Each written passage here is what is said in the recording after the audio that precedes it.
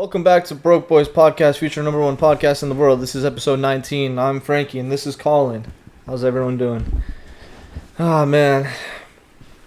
Quick little PSA before we start. You are enough, just like the hoodie says.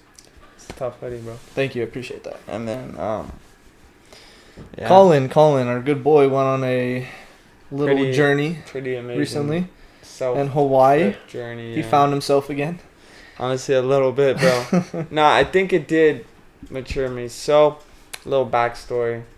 I was in this class earlier this semester. It was a NGO class in social outreach, and our professor is a part of the commission for study abroad trips. So, he offers these trips to go visit prisons and juvenile correctional facilities and just work with kids and educate them on soft skills and intros to college and just how to be better in life and stuff like that, and better yourself and verbal communication and things like that. So over this trip for 10 days, we pretty much did that for the first 5 days from Monday through Friday. Yeah. We visited these facilities and we spoke to different people. On Monday we visited the men's facility. It's called Halava Correctional Facility, and we spoke to, I think, like 9 men inmates, and technically to us they were students, so they were there to learn and take from our stories and stuff like that, and we got to help them out and give them a little push for when they're done. And then with the kids, we did the same thing. We talked to them about how to create better verbal communication and look into college and create a major and choose what you would like to do. And it wasn't just like we're reading off a paper. We did activities with them. We did like fun things with them. We made jokes and laughed because at the same time they're kids.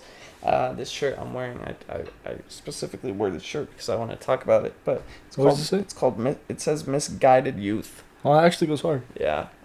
Shout out Paxson, but pretty much they were the misguided youth, and we were just there to help out and create positivity in their lives. And I think we did that. Most of us, we did.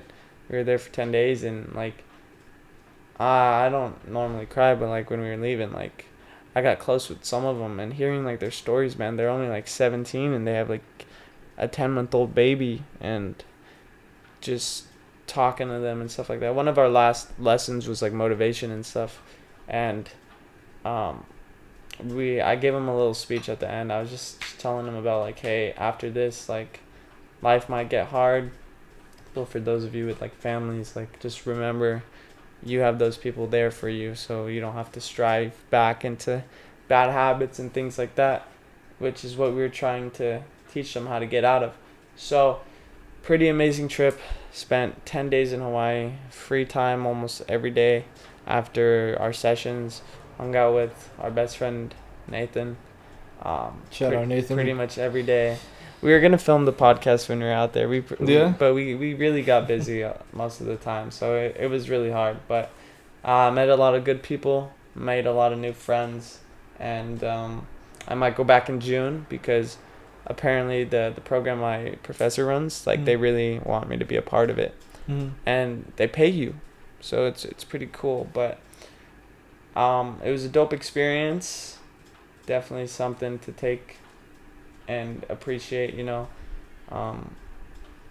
When we would leave the facility, we'd go through this beautiful drive, and we were just like so grateful for what we have, because those kids were going back into like technically like a dorm room sized like building with hard beds and stuff like that, and we were going back to a hotel in the middle of one of the most touristy cities in all of like America, and it was just something to appreciate. And I told the kids about that too. I was just like, hey, like, you guys live in this place, you know, like, don't feel like it's a trap bubble, but when you're out of here, go and like strive for like better stuff. And it wasn't just the kids, because there was another facility with like older people too that we visited on the same like land. So they had like 15 acres of land, the correctional facility, and there was the opposite side where like the older kids from like 18 through 24 Mm-hmm. lived and worked. Yeah. And the place is pretty cool. They let the kids work, and they pay them minimum wage, which is like $14.50, and they help the kids save the money and put them into like saving funds so that when they're out, they can live, and sustain their lives. And one of the ladies that worked there, she told us one kid like saved up 10K and like paid for all of his like court stuff and everything, and still had money left over. So they give him a lot of opportunities, and it was just cool to be a part of that. And we went with like 26 people, and everyone had a really amazing time. And it's always nice to go to fucking Hawaii and just like relax. That's a plus too. It's only Hawaii. That's a plus. It's just Hawaii. It's just it was literally a movie. Like, the place is beautiful.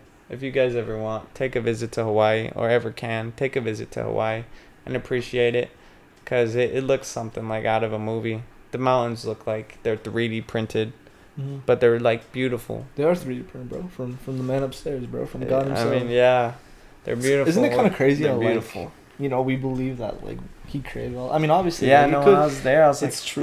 This is a real like thing. This is God's thing, bro. This is a like, real we don't thing, ever get man. religious on this podcast, but this is God's creation. No, that's how I felt too. Yeah. I had some experiences over there, and truthfully, I did turn to like God to help, and He did. Like, people would be generous enough to help me out when I was stuck in a situation that most people wouldn't ever find themselves in, and when someone would give me a lending hand, I would just tell them like, God bless you, because at the same time, I'm only a 20-year-old kid stuck in a crazy ass situation. Being little backstory, I went to a different island.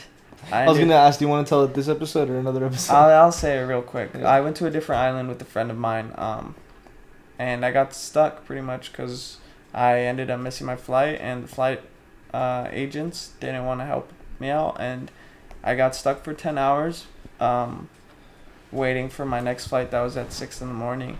I was given no compensation. Fuck you, Hawaiian Airlines.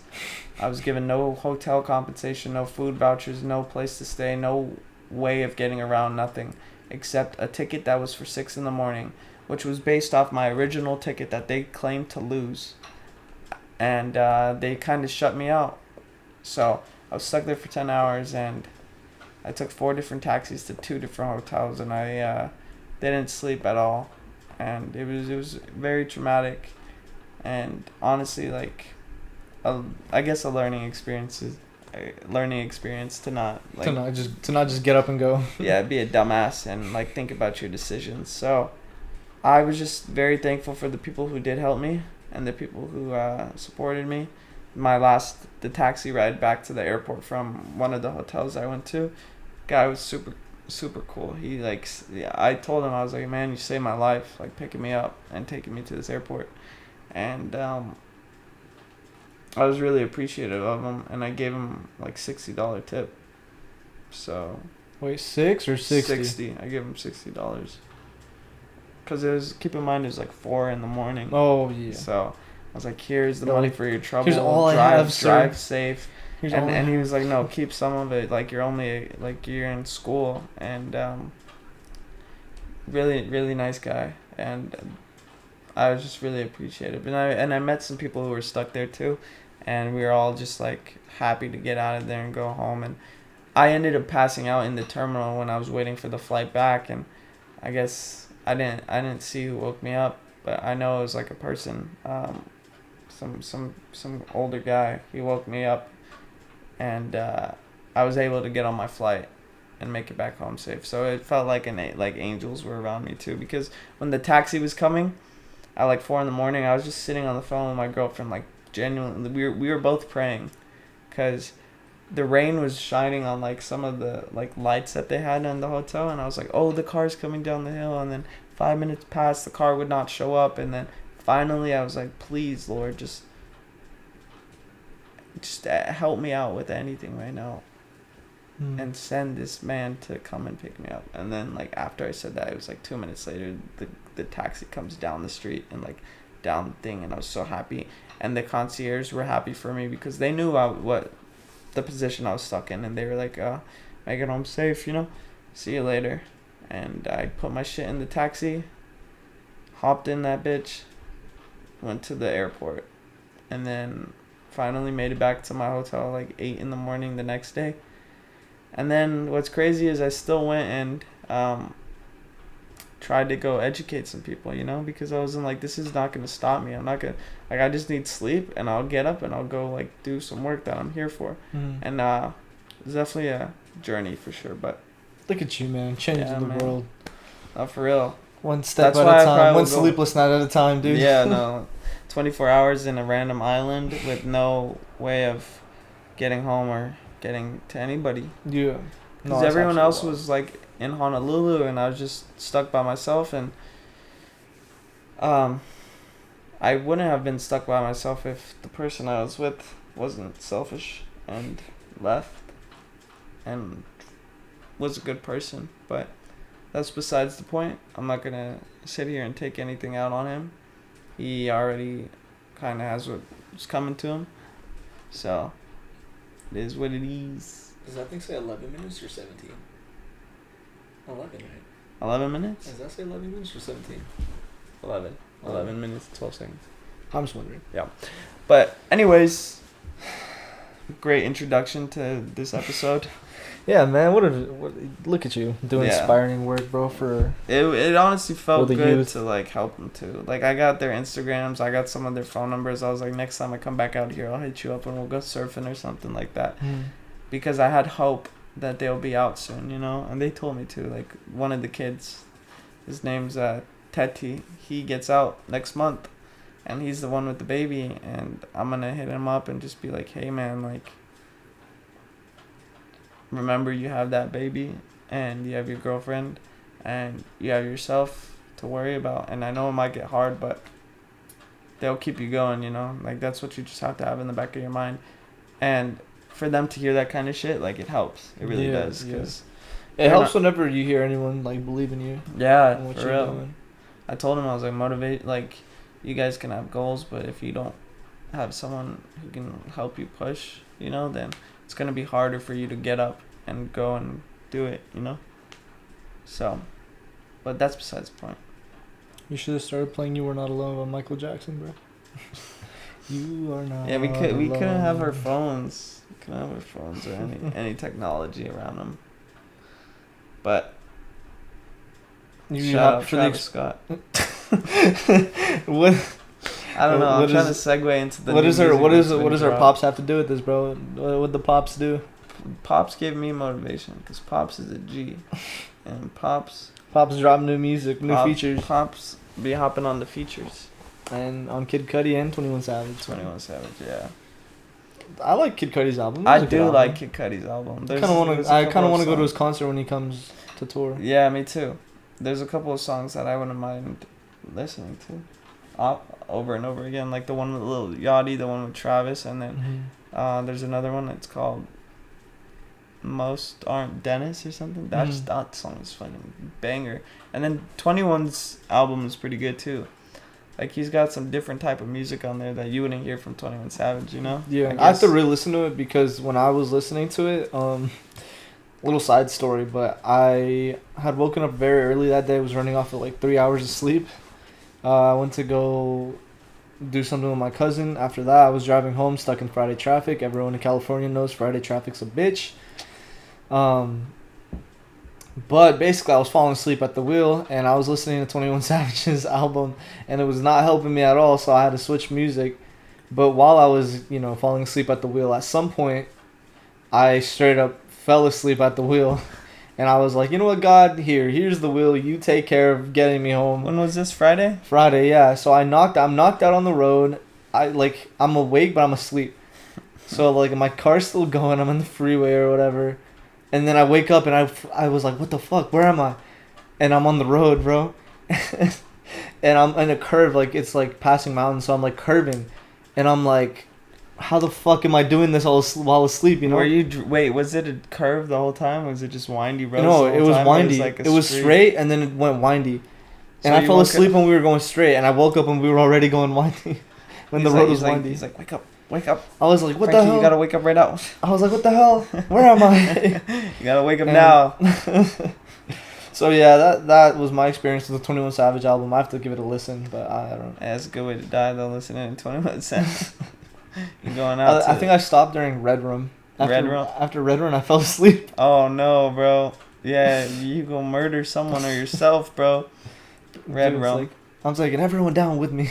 Taking everyone off the hill. No, but it's a scary experience. I'm not gonna lie. Trust me, I've known it. I've driven from LAX back to where we reside, and I didn't sleep like at all. Like I spent the whole 24 hours of the day prior just being up. I had like an hour of sleep from 5 to 6 a.m. before we got on our flight back to California from Arizona, and yeah, I was just completely dead. So I was like driving and I let my like wheel go and stuff like that, and I almost hit like those like dividers or whatever, but I luckily like felt the bump of it before I like actually hit it, so I woke up and I was like, oh fuck. Yeah. No, usually I'm a good driver though. Like I don't really ever get sleepy. Like it can, like I've even driven us home like late at night from horror nights. You know, it's like 4 in the fucking morning, and I'm fine. You know, like that's like fine. But if you like dead ass got no sleep at all, like 3 hours, and you're like running off 24 hours, it's really bad. When I sat in the fucking airplane when I was coming back from Kauai, I put my head on the window and I knocked out. Like the ladies next to me woke me up when we were like landed. You know. Yeah. Like, I didn't feel the landing. I didn't feel nothing. I woke up when we were at the gate and everyone was standing up already. I was like, oh, shit, what's going on? And then I passed out in the Uber for, like, 30 minutes, too. And it was that sucks, bro. Passing out in an Uber? Nah, I trusted the guy. The guy was hella chill. One time I took an Uber to, like, another city, and I was, like, knocking out. And I was trying not to knock out because I was like, bro, I'm going to wake up, like, handcuffed or some shit, bro. I'm going to be roped up somewhere. Nah, I didn't really care. I was going to... Fucking, if I got stuck in another predicament, I survived once, you know. So I'll do it again. The taxi who actually took me to the airport, he told me he's like 3 people in that week that we arrived there had drowned from the rainfall in that island, on the island. What? Yeah, that's how bad it was. That's fucking atrocious. Fuck that! I'm never going back to that place. Like you were really traumatized. Like bro. There's nothing there. There's nothing on the island. If you guys are rich as fuck, go to Kauai, you know. But if you are just trying to see Hawaii, go to Honolulu. Honolulu's the best island in the world. In America, but yeah, new music. Nina dropped Travis Scott, 21 Savage, and then Kid Cudi and Travis Scott is always a banger. I wish Kid Cudi had a song with Kanye though on the album. That would have been sick. But I guess we're still all waiting for Kanye's album. Man's still fucking off perks, I guess. With his new titanium grill. Titanium grill? What the fuck? Yeah, it's crazy, man. Yeah, Kanye's got to drop. I also bought these new shoes. Shout out Crocs. Hey, thanks for keeping it afloat right now while I was getting some stuff handled on the side right now because you saw me and I could tell. Oh, these shits get so dirty though. I'm not even. My camera, our camera just died. Yeah, these things get really dirty. Is that a nail in my shoe? Anyways, dude, quick last topic before I have to dip. Shout out, Mom, it's your birthday. I have to go pick you up right now. Happy birthday. And also Mama. shout out Hashley again. I shouted you out last episode, but the hat I was wearing. The hat I'm wearing right now is a gift from the one and only Hashley, so thank you. Appreciate that. I love the hat. Anyways, bro, what are your thoughts on no contact with the person? Huh? No contact, dude. Like no contact. You don't speak with them. Someone who's close to you, just not texting you or speaking with them. That's a broad topic, huh? Yeah, no, I kind of understand what you're asking me. Like, in my head, when you asked me that question, I thought of maybe, like, Nathan. Because he's, like, close as fuck to me, you know? And if I have no contact with him, like, it makes me sad. It's like, he's my brother. Spent 10 days with him. I would probably spend a lot more if he still lived here, but... Nathan, don't break his heart, man. You've already broken it enough. Yeah, dude. But no, when you're close with people and then you have no contact just out of nowhere, it really fucking sucks because it's like, what happened? How can I reach back out? Should I reach back out? Do they want me to reach back out? Yeah, and will they respond if I reach back out to them? Mhm. And like, how will the conversation go? Will it like continue? Will we talk consistently, or will it just be like a dead drop thing? You know? Yeah. And there's certain people you can get like feel bad about, you know, like losing, and there's certain people you can't feel bad about. Mhm. So it's just whoever you're close with. If you're close with, like, I don't use Snapchat, but most of the people that like talk to me are in like Snapchat group chats. But I don't really text them individually either. So the most interaction I get is either by like talking to them on a video game, or or like texting them in the group chat, and that's it. And I don't want it to be like that because they're still my friends, you know. They're like my people. So It's okay, man. It's okay. It's okay, bud. yeah, man. I get it. No contact sucks. It sucks. Don't be a op. Keep texting me. I'll text you back. And I'm sorry to cut it short, man, but I gotta. Mama. Yeah, exactly. I gotta. Mama. We can. No, I'm not saying that, it. bro. I'm not saying that. Sing happy birthday. Happy birthday, Mom. I love you. I'm gonna go pick you up right now. You're probably gonna be pissed off because I'm gonna show up like a minute after you get there. No mamas. And yeah, I'm sorry. I'm cutting it really short. I think this episode's like 20 minutes exactly. But it's okay. It's easy on your ears. It's a little easy. lesson you guys can take. Be a positive influence to other people's Oh, lives. sorry. I put away because being selfish doesn't get you nowhere.